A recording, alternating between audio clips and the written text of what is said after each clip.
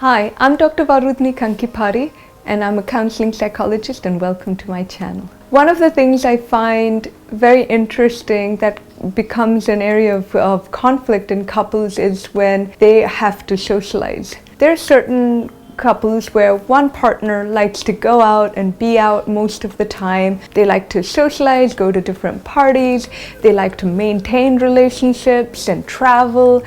And you have another partner who likes to be at home and would like people to maybe come home, but they don't need so many people to feel engaged in society. So one of the differences that can arise in a couple is their different socializing patterns or their socializing needs. So let's talk a little bit about that. You might have one partner who wants to be out, engaged, and they use that to network and build relationships and create experiences. And another partner who likes to be at home and maybe watch movies or read books or find some other at-home hobbies that they like to do. What happens then is the couple don't end up finding some commonality in how they want to spend time with each other. Now, if you find you and your partner are falling into this category where your both socializing needs are different and you find that each trying to keep up with the other,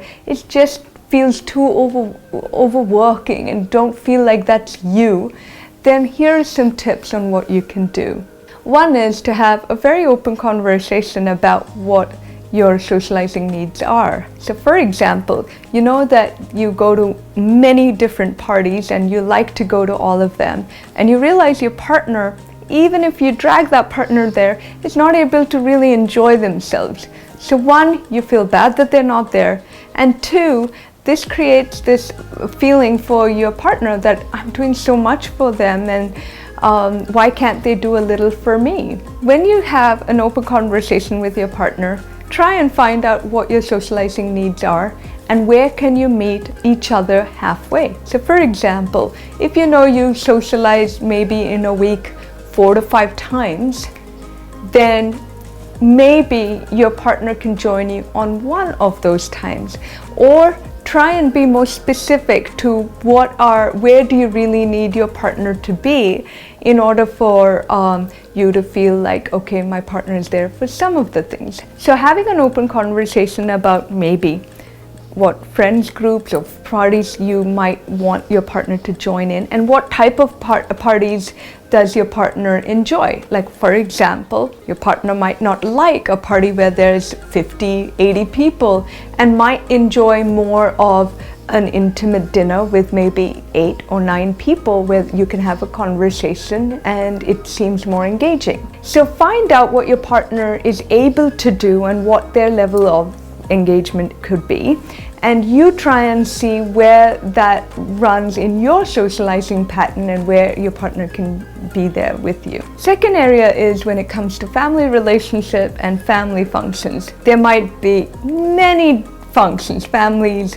because in our culture we have so many relatives and we invite everyone over, so there's so many of these family functions that happen. Even amongst that, try and find out which are the ones that your partner feels like they would like to take part in, and that should be okay. The biggest part of this is I find that if you have a partner who likes to socialize and you don't, then when you do end up going and socializing, you feel embarrassed that you don't have your partner there with you. And you tend to want to explain to your host or the group why your partner hasn't come, and you end up maybe making excuses and saying, my partner wasn't well, or some work engagement happened, or the children weren't well, so they had to stay back. You might make many excuses for them. Don't.